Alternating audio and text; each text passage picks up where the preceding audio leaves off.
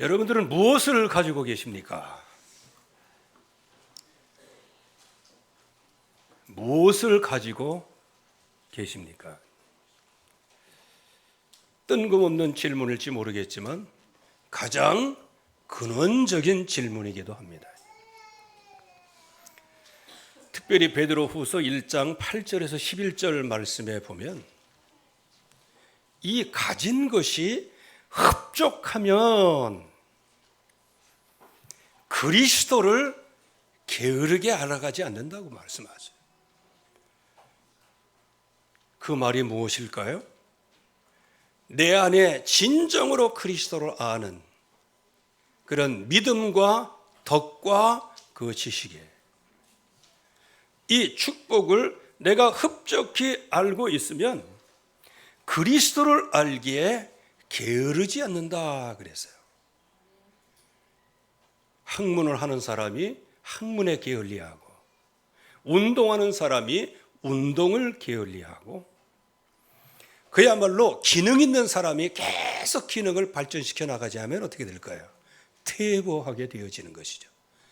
영적인 것도 역시 마찬가지예요. 계속 끊임없이 알아갈 것이 있는데 그분이 예수는 그리스도예요. 그분을 계속 알아가야 되는데 계속해서 우리의 삶과 우리의 과거 문제, 현재 문제, 미래의 문제, 그리고 여러 가지 시험, 환난, 어려움들, 그리고 현실적으로 닥쳐지는 여러 가지 사건들, 이런 것들 때문에 그리스도를 알아가는데 자꾸 위축이 되고 도리어 어려운 문제가 오면 예수 믿는 믿음조차 그냥 하나씩 소멸되기를 시작하는 거예요. 그래서 우리는 그리스도를 알아가는데 풍성해야 됩니다.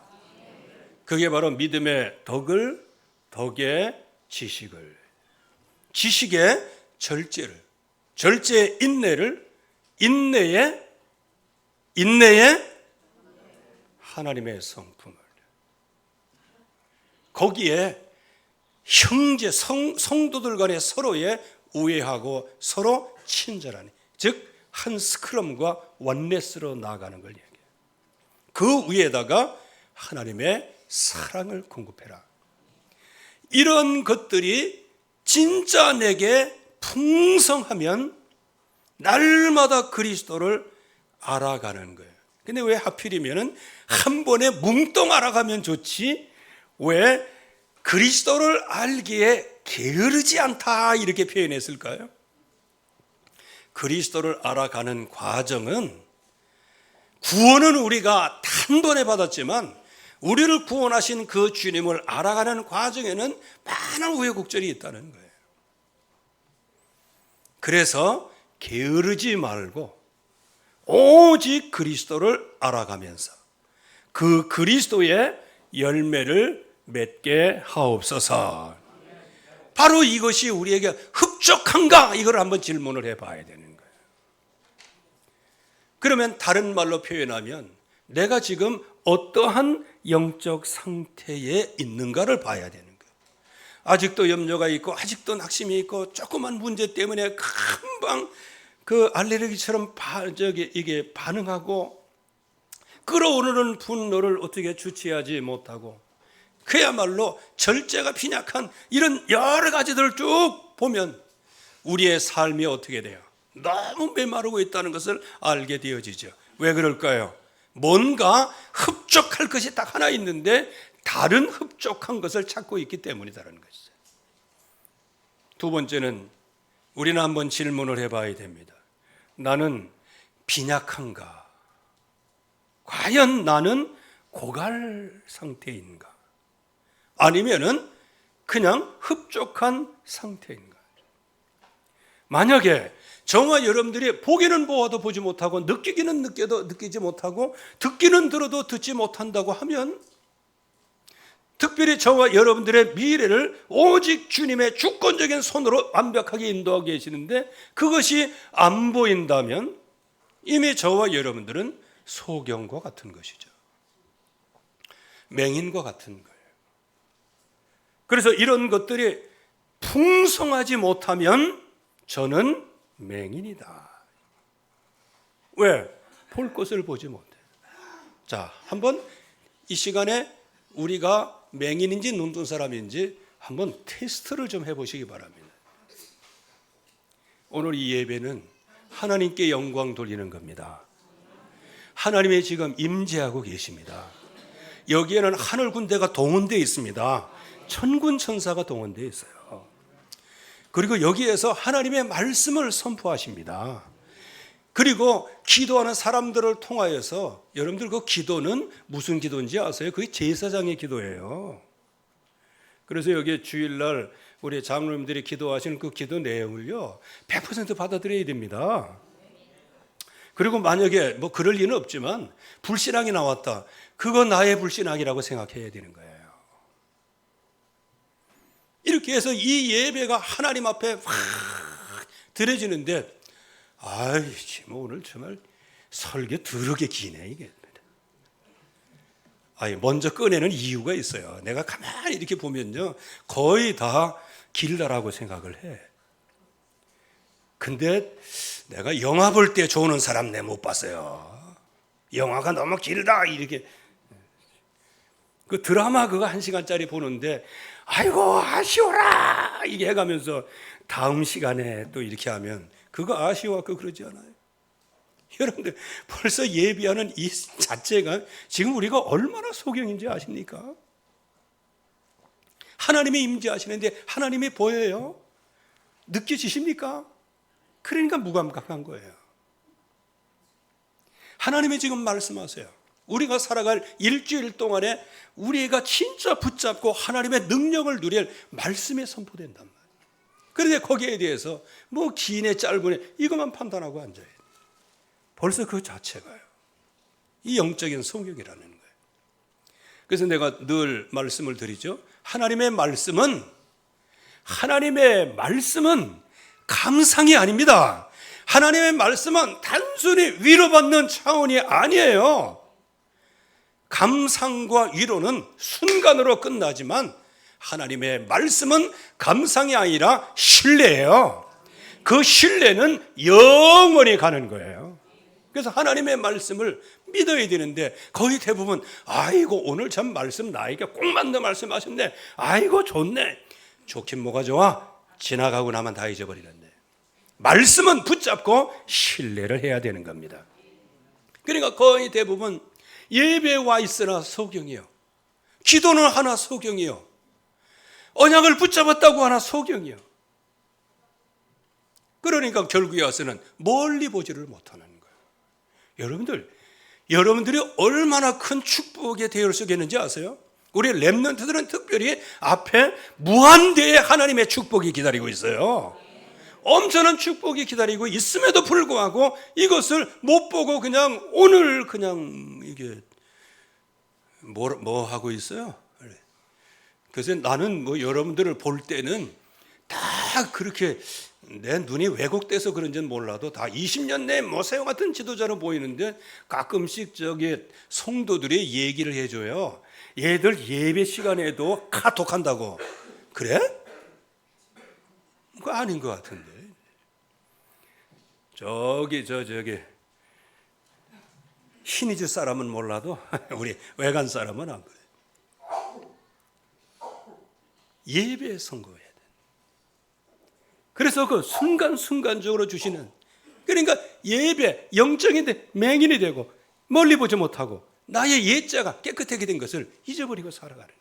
여러분들 진짜 그리스도의 십자가 부활 그 희생으로 그 대속의 죽으심으로 말미암아 내 죄가 깨끗하게 됐다는 이 사실, 이거를 놓치면 그때부터는 여러분들의 심령은 바람에 나는 겨와 같은 거예요.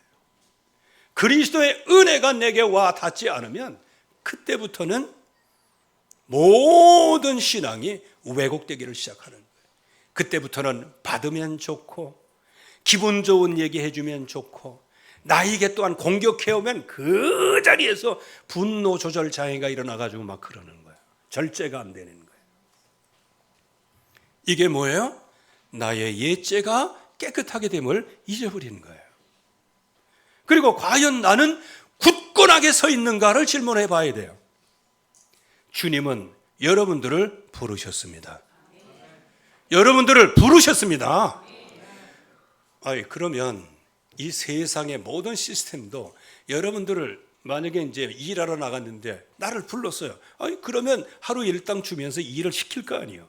근데 부르긴 불어도 그냥 가만히 하루 종일 그냥 앉아 있고, 세상에 그런 시스템이 어디 있어요? 주님이 여러분들을 부르셨습니다. 그러면 주님의 일을 하게 하시는 거예요. 이제 이거를 발견해야 되는 것이고, 주님이 여러분들을 부르셨어요. 근데 단순히 부르신 게 아니고 주님이 저와 여러분들을 택하셨습니다. 여러분들을 선택하신 데는 하나님이 후회함이 없으세요.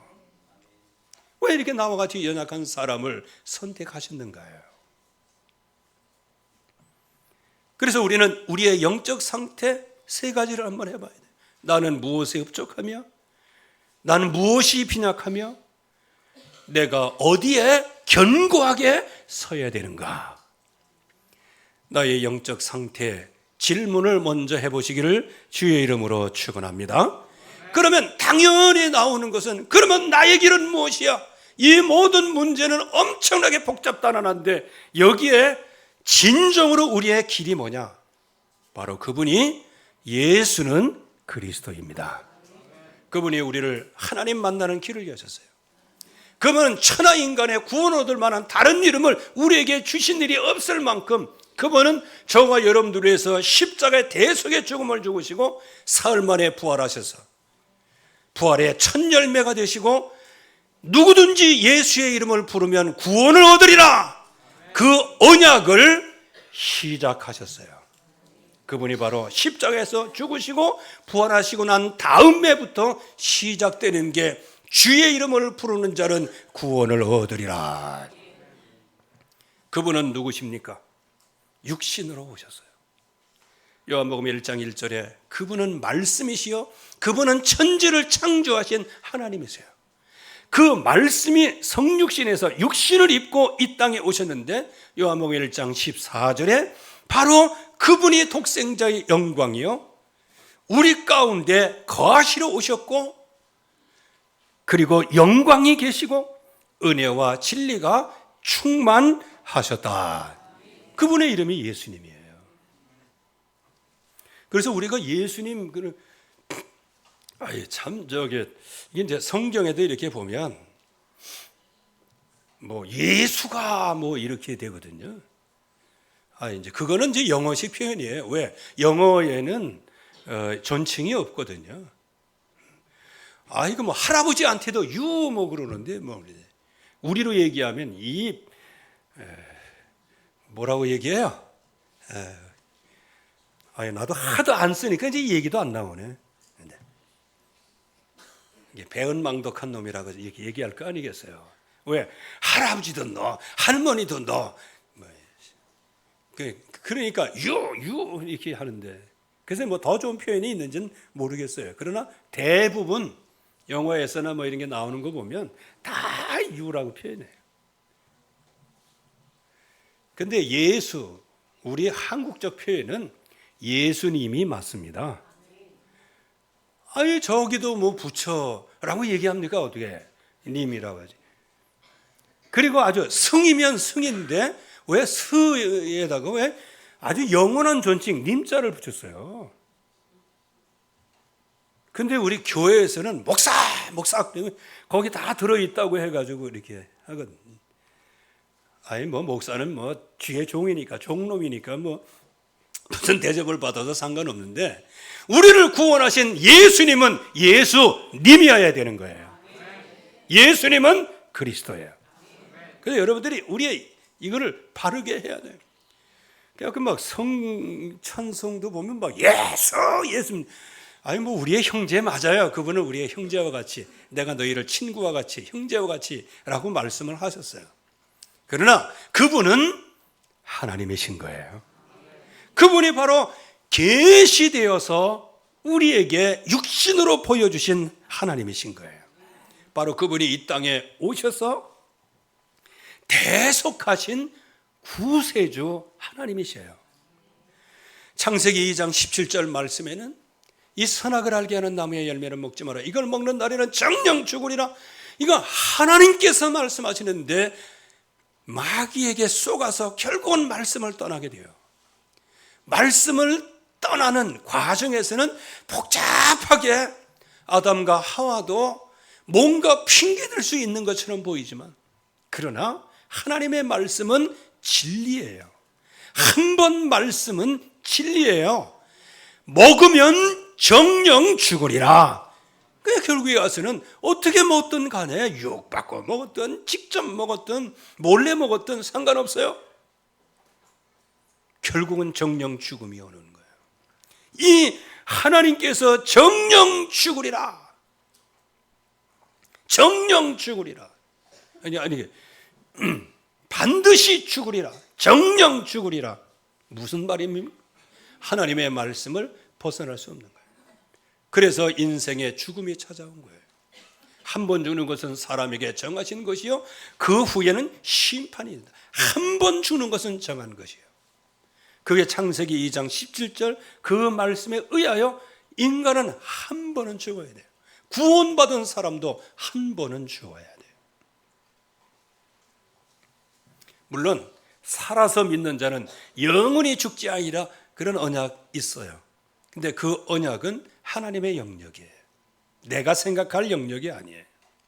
그분이 육신 가운데 오셔서 그분이 계시되면서, 그리고 우리를 하나님 떠나 영원히 죽음, 영원한 죽음에 정죄된 그 자리에서 우리를 건져내기 위하여 여자의 후손을 약속을 하셨어요. 여자의 후손, 그게 바로 예수 그리스도이시죠.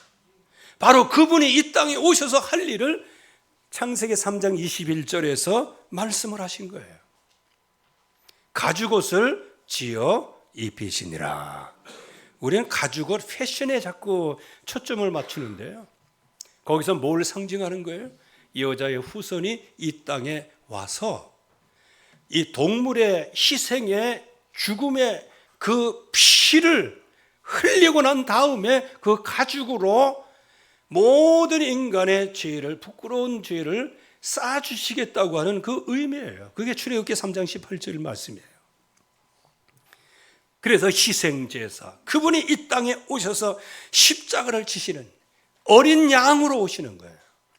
그래서 세례 요한은 예수님을 정확하게 봤습니다. 요한복음 1장 29절 말씀에 보라, 세상 죄를 지고 가는 하나님의 어린 양이로다. 그래서 예수님 자체의 이름 뜻이 뭐예요? 자기 백성을 자기 죄에서 구원할 자이다. 이게 바로 예수 뜻이에요. 그래서 우리를 구원하러 오신 예수 그리스도, 그분이 바로 그리스도로 오셨어요. 하나님을 만나고 모든 죄에서 우리를 건져내시고요, 그리고 모든 마귀의 세력을 한 번에 꺾으실 뿐만 아니고, 요한복음 19장 30절 말씀에 내가 다 이루었다. 아주 골백번 들었을 거예요.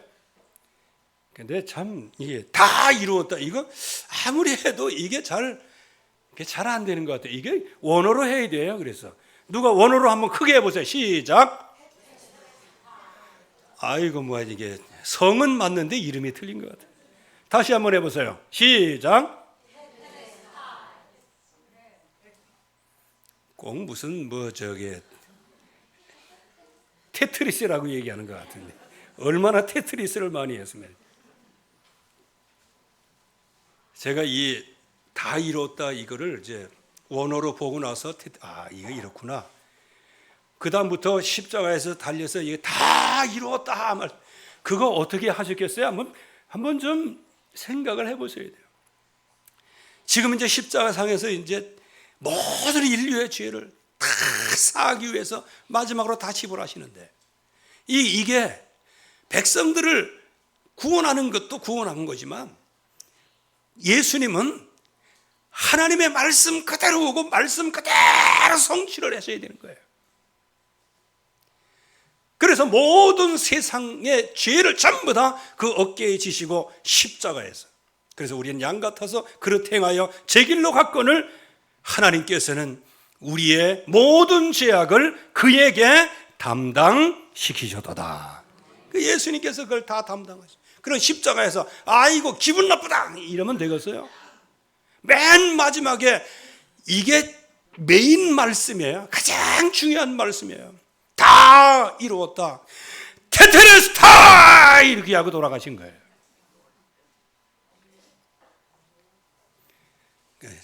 다 같이 한번 따라해 보세요. 테텔레스 타이. 테텔레스 타이. 이게 뭐냐? 다 내가 너희 죄를 십자가의 죽음으로 지불하였다. 여러분들, 예수님의 누구간데 우리의 죄를 지불할 수 있어요? 전능하신 하나님 외에는 우리의 죄를 지불할 사람이 없어요. 여러분들, 우리가 그거 알아야 됩니다. 전능하신 하나님의 말씀을 어겼고 그 말씀을 따라 이 세상에 죽음이 왔기 때문에 그 죽음의 문제, 죄의 문제는 하나님만이 해결하셔야 돼요. 그래서 이 세상의 종교 다 좋은 거예요. 그러나 그들은 인생 문제 해결 못해요. 그냥 정신 문제, 마음의 문제나 좀 위로를 줄까. 하나님 떠난 문제를 이건 누가 해결을 해요? 하나님 떠난 문제는 하나님도 해결할 수 없어요. 뭘 가지고는? 말씀을 가지고는. 한 번 실수는 병가지 상사다. 그건 인간이 만들어낸 위로일 뿐이에요. 하나님의 진리의 말씀은 정령 죽으리라. 정령이 뭐예요? 반드시 죽는다는 거 아니에요. 그래서 모든 인간은 하나님을 만날 수 없어요. 이 땅에서 죄와 저주, 사탄, 그래서 나중에는 지옥불에 던져져야 되는 것이 이 세상 모든 인류의 운명이에요. 그런데 종교지도자들이 언제 십자가에 죽을 수 있어요? 언제 뭐 자기 도 닦다가 죽었지? 만인을 위해서 내가 다 지불하였다. 테테레스타이 말씀하신 분은 유일하신 우리 주 예수님이세요. 그분이 십자가에서 저와 여러분들의 모든 죄를 대하소서. 그분은 누구시다? 대속의 구주 하나님이신 거예요. 그분이 바로 하나님이세요. 그래서 저와 여러분들의 소중한 가치를 지켜야 됩니다. 저와 여러분들은 누구다? 하나님이 몸버려 피 흘려서 그 피값으로 나를 구원하신 거예요. 그래서 여러분들 콩나물 장사를 하든 두부 장사를 뭐든 하든 우리의 가치를 잘 알아야 돼요. 우리는 내 육신의 모습은 혹시 사회적으로 여러 가지 차별이 있을 수 있으나 그러나 우리를 구원하신 주님은 영원히 차별이 없습니다. 종과 주인이 없어요. 우리는 동일한 우리를 구원하신 구세주 예수님을 믿는 한 형제요, 한 자매인 줄로 믿습니다. 그래서 교회 안에서 풍성한 이 응답을 이제 누리게 되어지는 것이죠. 바로 그 예수님은 누구시냐? 바로 부활하신 생명의 하나님이세요. 이 그리스도는 죽으시고 부활하시고, 즉 성경대로 오셨다가 성경대로 가셔야 그분이 그리스도가 되는 거예요. 그런데 이 땅에 어디에 성경대로 뭐 아무리 사람이 유능하고 그래도요, 그거 하나님의 피조물이거든요. 그리고 막 그냥 앞으로 나대고 더대고 뭐 이렇게 하는 사람들이 많은데 그 사람들은 뭐를 잊어버렸어요? 자기 옛죄를 깨끗하게 하신 그 주님의 은혜를 잊어버리고 그냥 교만하게 자기가 모든 것을 알고 그렇게 살아가는 사람들이 있는 거예요. 그걸 갖다가 이제 패망의 선봉인 교만에 휩쓸린 사람들이 되어지죠. 성경대로 죽으시고 성경대로 다시 살아나셔야 되는 거예요. 성경대로 왜 죽으세요? 우리의 죄를 대속하기 위해서 죽으시고. 다 같이 한번 따라해 보세요. 우리의 죄를 대속하시려고 죽으셨다. 그래요. 예수님은 내가 부활 한번 내가 멋지게 한번 보여줄게 하면서 짜잔 하고 부활을 위해서 예수님이 돌아가신 거 아니에요. 저와 여러분들의 영원한 죄, 그 가운데도 보기는 보아도 보지 못하고 듣기는 들어도 보지 못하고 아주 그냥 손에 쥐어줘도 감각이 없는 우리들을 위하여 지금도 여전히 예수 믿고 지금도 여전히 그 하나님의 능력과 역사로 하나님이 모든 것을 전부 다 주셨는데 아직도 나는 홈리스러운 인생을 살아가고 있는 이 인간의 모습, 그 불신앙에 휩싸여서 평생 동안 믿는다고 고백 한번 해놓고 그냥 그럭저럭 살아가는 그런 저와 여러분들의 모습을 아시고도 그분은 테텔레스타이, 하나님이 모든 죄를 대속하셨어요. 여러분들을 부르셨습니다. 여러분들을 부르시면은 후회함이 없으세요. 왜냐? 지금 여러분들의 모습은 여러분들의 인생 결론이 아니에요. 앞으로 여러분들이 이제 믿음을 가지고 나아가면 어떤 역사가 일어날지 아무도 모르는 거예요. 어찌 인생길을 누가 알 수 있어요? 하나님이 역사하실 그 시간표, 카이로스의 시간표가 딱 임하면 수가성 여인과 같이 남편 5씩이나 있다. 이번에 6째 남자하고 살아가죠. 그거는 뭐 요즘은 좀 뭐 이해가 되는 부분이 많은데 그 당시에 옛날에는요, 그 사람은 죽을 죄인인 거예요. 그 사람은 그 자칫 잘못하면 그냥 그 공동 재판해 가지고 그냥 돌에 맞아 죽을 수도 있는 거예요. 근데 그 여인에게 물을 좀 달라. 아니 유대인이면서 왜 나에게 물을 달라? 내가 물을 달라는 사람이 누군 줄 알았으면 네가 나에게 주었을 것이고 그보다 더 큰 것을 구했을 것이다. 알고 보니까 이 예수님이 자기가 생각하는 메시아예요. 아, 메시아이시군요. 그래가지고 낮 12시에 사람들 다 오침하는 시간에 물동이를 길고 물길로 왔다가 도리어 오침 시간에 자기 동네에 들어가서 내가 메시아를 만났다. 여러분 이렇게 바뀌었어요. 처음에는 자기가 부끄러워가지고 몰래 사람들이 안 나오는, 그 당시에는 12시부터 오후 3시까지는 오침 시간이고 밖에 나 다니지도 못해. 왜? 너무 뜨거워가지고요.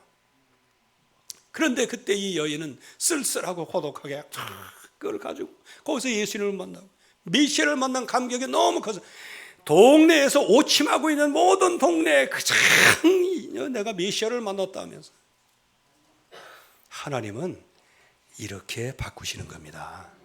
하나님은 재창조의 역사를 일으키셔요. 그래서 그 여인의 이름이 그냥 사라져도 감사한 이름인데 이거 성경에 그 이름이 기록 나오는 거예요. 저와 여러분들의 오늘의 혹시 내 스스로 허접한 삶을 살고 있다라고 생각해서 뜸치더라도 언제 어느 때 주님이 여러분들을 만날 카이로스의 시간표, 하나님의 절대 시간표가 오게 될 줄로 믿습니다. 그때 하나님은 우리에게 그야말로 불가항력적인 은혜를 베풀어 주셔서 내가 그동안에 상상치도 못할 재창조의 일을 하게 되어지는 거예요. 이 수가성 이 여인은 그야말로 모든 사람에게 얼굴 내놓기가 부끄러운 여자였어요.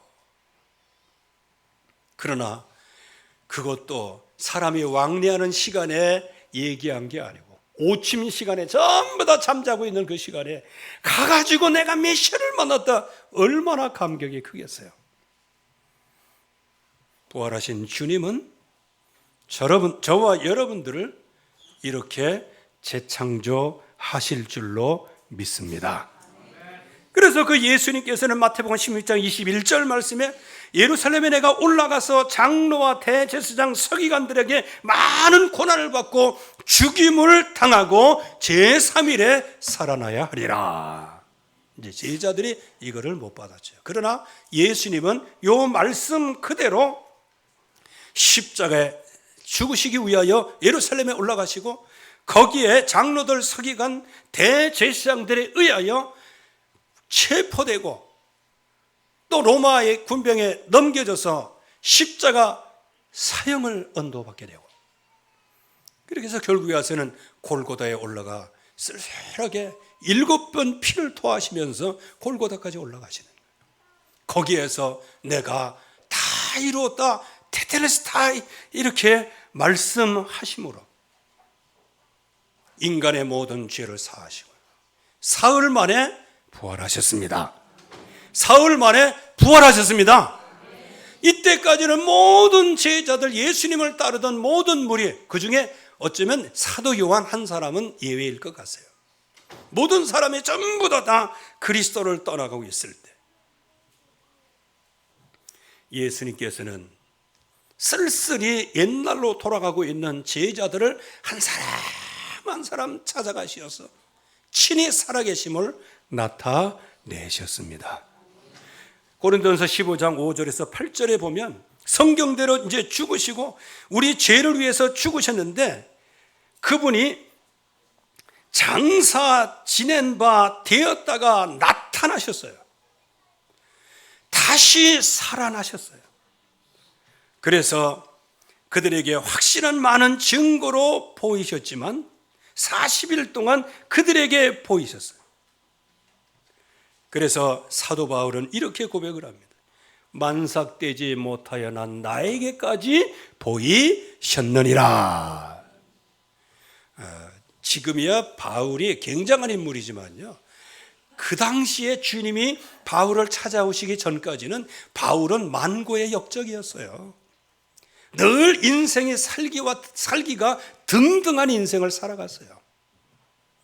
그런데 하나님의 은혜가 바울에게 임하고 그 바울을 부르시고요, 그래서 만삭되지 못하여 된 나에게까지 부활의 주님이 나타나셨다.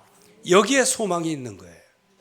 저와 여러분들에게도 이 시대에 주님은 우리에게 친히 살아계심을 나타내실 줄로 믿습니다. 그래서 우리는 첫째 누려야 될 것이 믿음이에요. 여러분들이 진짜 믿으시기를 주의 이름으로 축원합니다. 이 믿음은 하나님의 선물이에요. 모든 생활의 시작이에요.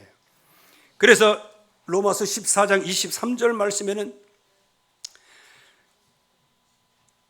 믿음을 쫓아 하지 않는 모든 것은 죄니라 이렇게 말씀하셨어요.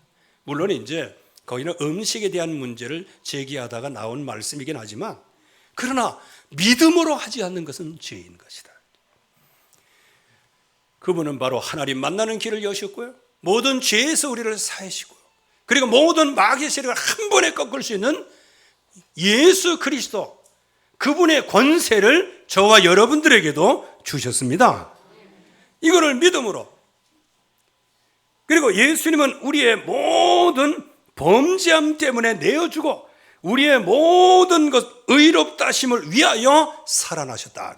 예수 그리스도께서 살아나신 이유는 저와 여러분들을 단순히 구원받은 게 아니고 여러분들을 의롭다 하시기 위하여 살아나셨어요. 저와 여러분들은, 예수 믿는 사람들은 의인인 거예요. 여러분들 의인의 삶을 누리시기 바랍니다. 의인의 표 하나가 시대를 바꿉니다. 의인의 기도 한마디가 시대를 바꿔요. 의인 10명의 기도가 소돔과 고모라와 같은 이 민족을 바꿀 수 있어요. 오늘 여기에 의인 10명이 나오시기를 주의 이름으로 축원합니다. 그래서 의인 10명에 대해 하나님, 지금 멸망하고 소멸되어 가는 이 민족, 이 국가를, 특별히 교회 소멸을 막아 주시옵소서. 이 의인 10명만 기도하면 이 시대를 바꿀 겁니다. 4월 10일 날 다 바꿀 것입니다. 하나님이 모든 것들을 다 하시게 될 겁니다. 믿음으로 해야 되는 거예요. 그래서 믿음은 하나님의 선물로 받았고요, 바로 보이지 않는 것들, 그런 것들을 나의 증거로 삼고요, 바라는 것들을 나의 증거로 삼는 거예요. 그래서 믿음 위에 자기 자신을 세워나가 성령으로 기도하라고 말씀하여 주신 거예요. 유다서 1장 20절 말씀에 여러분들이 믿음 위에 자신을 세우시기를 주의 이름으로 축원합니다. 예수 그리스도의 이름 위에 나 자신을 자꾸 세워가시는 거예요. 두 번째는 이 믿음에 뭐를 세우라? 덕을 세우라. 이건 하나님의 성품을 따라 선을 추구할 수 있는 용기가 필요한 거예요. 그래서 야고보서 4장 17절 말씀에 보면 사람이 선을 행할 줄 알고도 행치 않는 게 죄니라, 이렇게 선포를 하는 거예요. 즉 저와 여러분들은 모든 사람들을 미워하는 게 아니에요. 그들에게 그리스도의 사랑을 증거하는 겁니다. 복음을 얘기하는 거예요. 그래서 로마서 14장 19절 말씀에도 우리가 화평하는 일과 서로 덕을 세우는 일에 힘쓴다 그랬어요. 이런 거 얘기하면 또 율법이라고 얘기하고 또 복음 아니라고. 그러면 그런 사람한테 질문하고 싶어요. 이거 지금 누구 메시지예요? 바울의 메시지예요. 어쩌면 저는 그래서 신학교 때부터 이 바울을 굉장히 이게 존중을 하고 바울을 닮아가기를 진짜 원했거든요.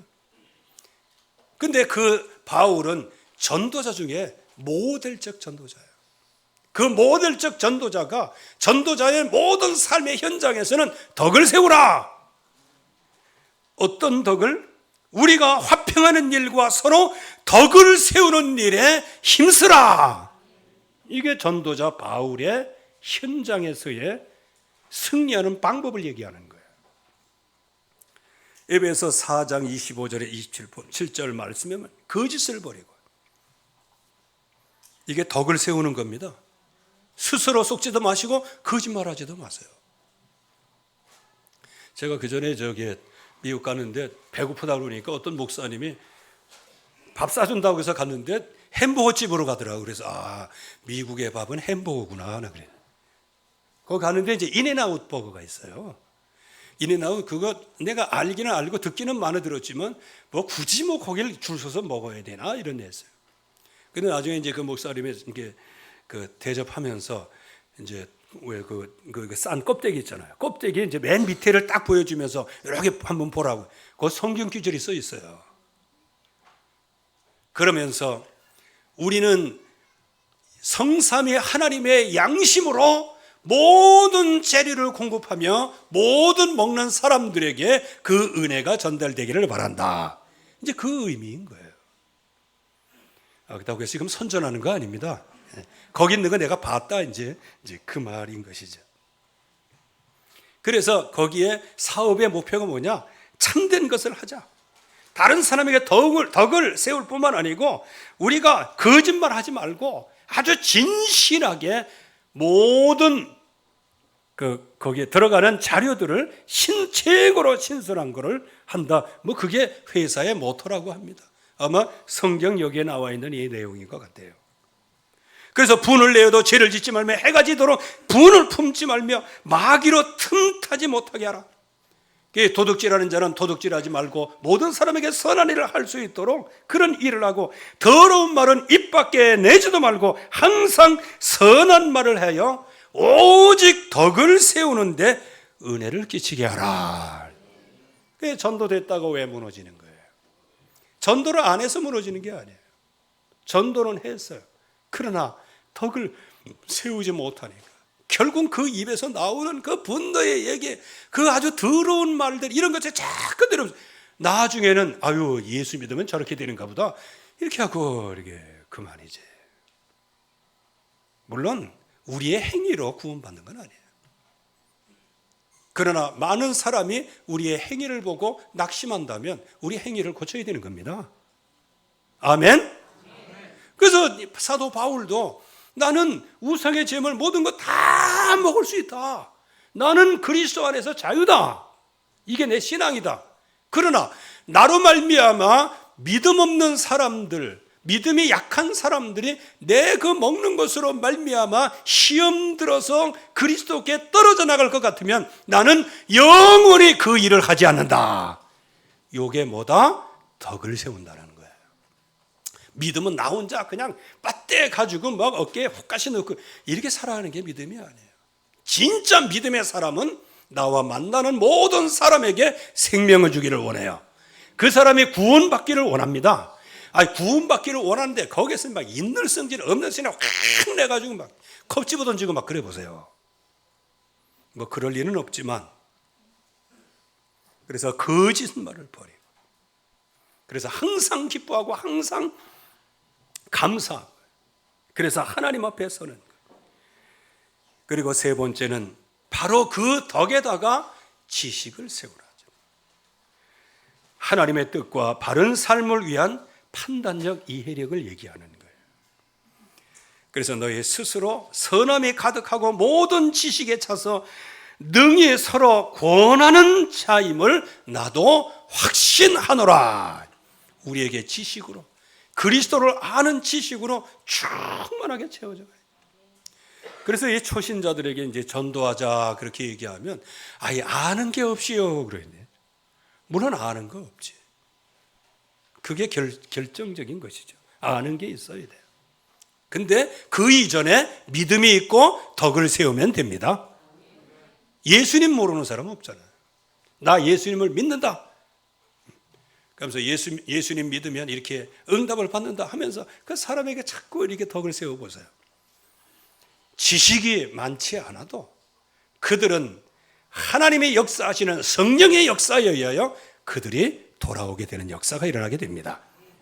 그래서 모든 지식을 갖고 있다 손치더라도 사랑이 없으면 내가 아무것도 아닌 거예요. 그래서 언제든지 믿음의 덕의 지식을, 그래서 지식을 따라 귀하게 가정생활을 하라고 말씀해 주시는 거예요. 이제 오늘 이제 아내에 대한 얘기죠. 아내와 동거하며 연약한 그릇이여 생명의 은혜를 함께 받을 자이다. 그러므로 말미암아 서로 기도가 막히지 않도록 어떻게 하라? 말씀의 지식을 따라가라. 저와 여러분들은 무엇을 가지고 삽니까? 나 자신을 한번 점검해 보시기 바랍니다. 나에게 흡족한 것이 무엇이며, 나에게 연약한 것이 무엇이며, 나는 어디에 굳건하게 세워져 있는가? 우리는 그리스도께 세워져 있어야 합니다. 내가 있는 현장에서 그리스도를 믿는 믿음으로 서 있고 그리스도를 증거하는 덕을 세우는 데 서야 할 것이며, 그 현장에서 많은 문제가 있을 때에도 하나님의 말씀을 내가 언약으로 붙잡고 그 말씀으로 판단하고 이해할 수 있는 영적인 지식을 갖춰야 됩니다. 이거는 누구나 다, 이거는 세상 공부와는 전혀 상관없는, 이건 믿음으로 하는 거예요. 그래서 이번 한 주간이 여러분들에게 가장 중요한 그리스도를 응답으로 받는 축복의 한 주간 되기를 주의 이름으로 축원합니다. 하나님의 은혜 감사합니다. 오늘도 주의 말씀으로 충만하게 하여 주시옵시고, 내가 무엇을 가지고 있고 무엇을 가져야 하고 무엇을 갖고 살아야 할지 그 응답을 받는 시간표 되게 하옵소서. 예수 그리스도의 이름으로 기도하옵나이다. 아멘. 찬송 216장